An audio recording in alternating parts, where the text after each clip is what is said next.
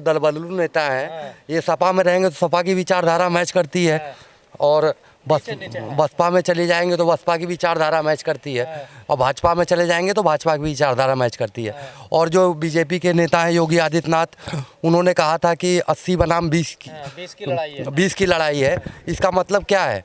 ये लोग क्या करना चाहते हैं? सबका साथ सबका विकास की बातें होती हैं, और रैली में से मुस्लिम करना चाहते हैं। रैली में से मुसलमान महिलाओं का बुर्का उतरवा लिया जाता है ज़बरदस्ती। ये क्या है? सबका साथ सबका विकास की बातें होती हैं चुनाव के टाइम पे, और जब राजनीतिक बात वोटों की बात आती है तो 80 बनाम 20 करते हैं। तो ऐसे लोगों का जनता बहिष्कार करेगी इस बार चुनाव में, और पूरी तरीके से करेगी। इस बार जनता बीएसपी के साथ है और हम लोग सरकार बना रहे हैं। बीएसपी के साथ क्यों हैं आप? बीएसपी के साथ इसलिए क्योंकि बीएसपी ने काम किया है, और जो उन्होंने काम किया उसके लकीर तक को नहीं छू सकते ये लोग। इन्होंने कुछ किया ही नहीं है।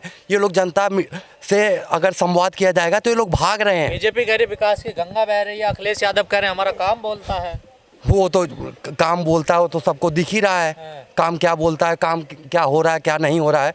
जो उन्होंने बनवाया है, जो काम किया है, वो सब चीज़ें पत्थर की लकीर है, उनको कोई छू नहीं सकता है। और काम क्या बोल रहा है देखें आप, जनता देख रही है। जनता किस तरफ है इस बार? जनता हमारे साथ है, और ये हुजूम लगा हुआ है क्या यहाँ पूरी खाने आए हैं लोग।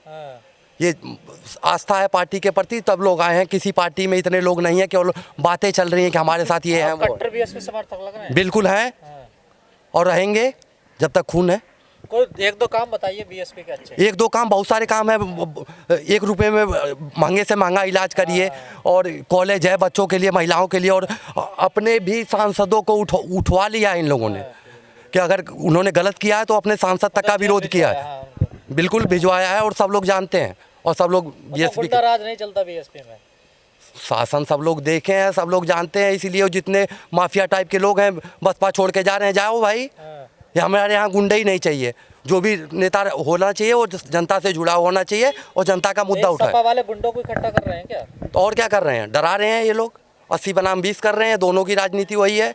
वो हिंदू को पकड़ लेंगे, मुसलमान पकड़ लेंगे, और बीच में जनता बैठी है।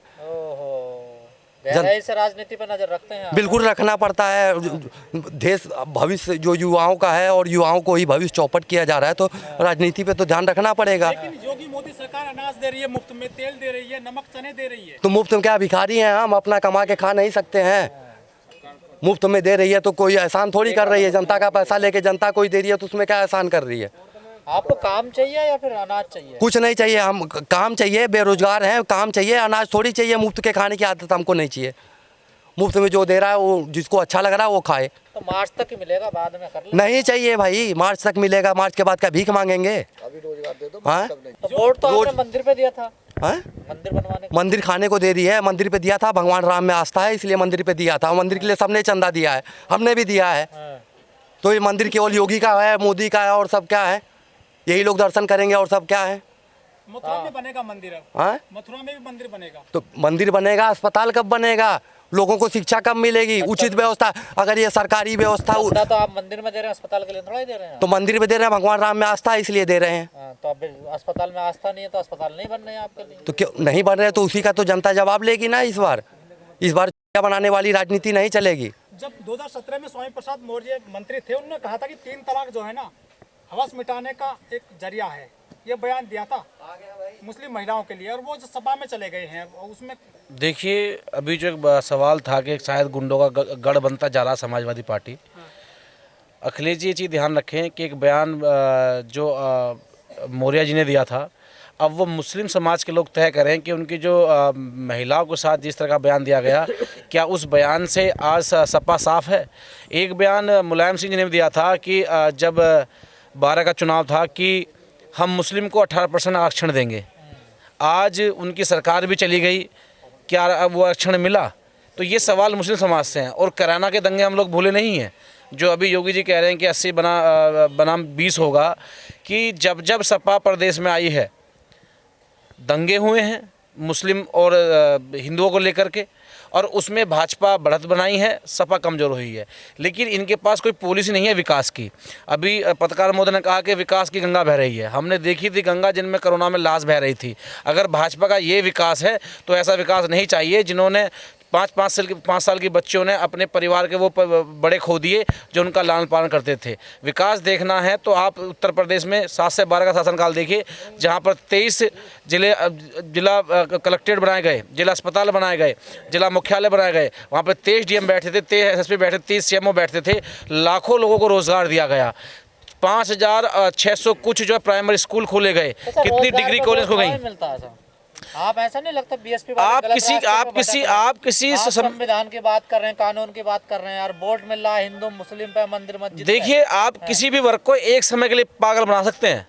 आज जो वोट होगी, जो आज हम बात कर रहे हैं, जैसे मेरे भाई ने अभी बताया कि मंदिर चंदा दिया ना राम के मामले में, लेकिन चलो एक वो आस्था थी, लेकिन जब सरकारी मशीनरी को हम जितवा कर भेज रहे हैं, सरकारी मशीनरी पर जो संविधान लोग बैठे हैं, अगर वो स्कूल नहीं बनाएंगे, कॉलेज नहीं बनाएंगे, मेडिकल हब नहीं बनाएंगे, तो हम कहाँ जाएंगे?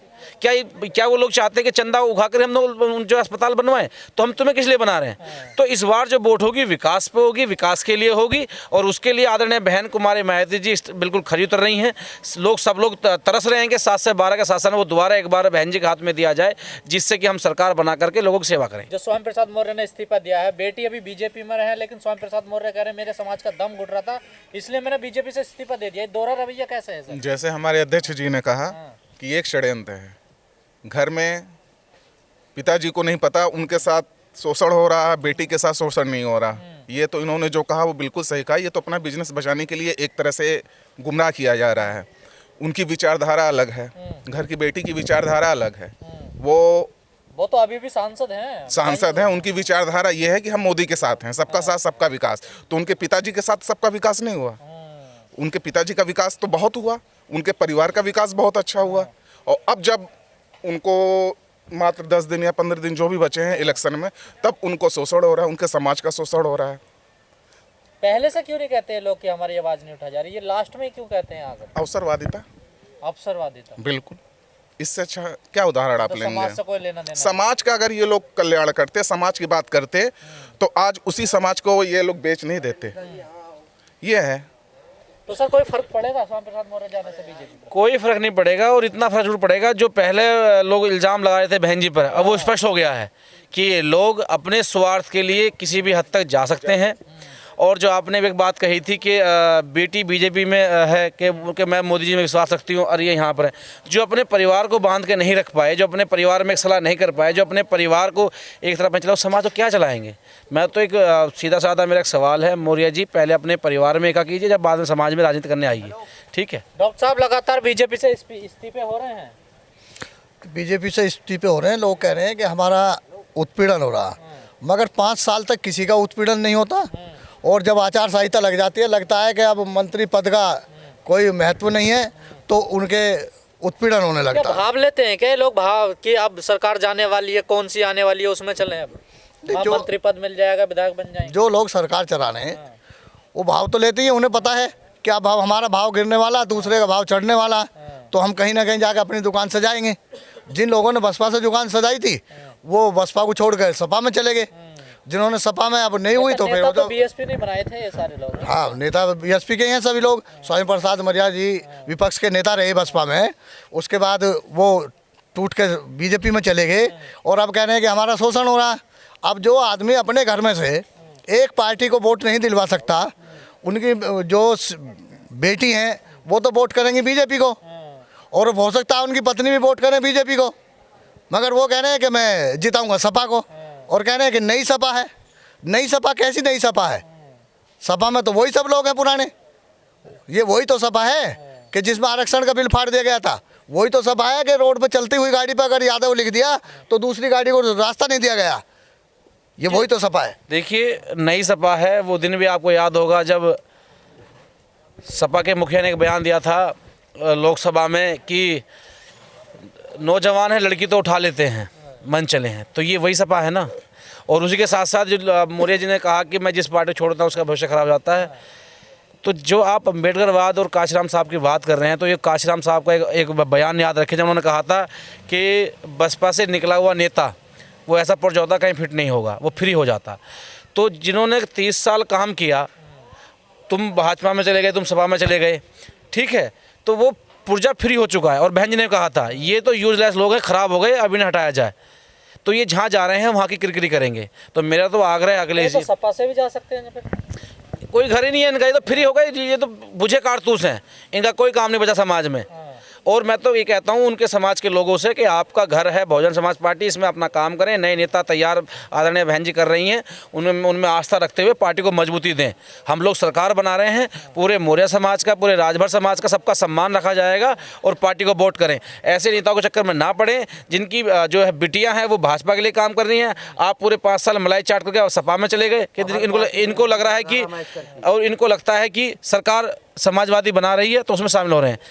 ये हालात इतने बुरे होने वाले हैं कि जब वोट खुलेंगी ना तो लोग इनके घरों पर बैठकर धरने देंगे, इनका पुतला फूकेंगे।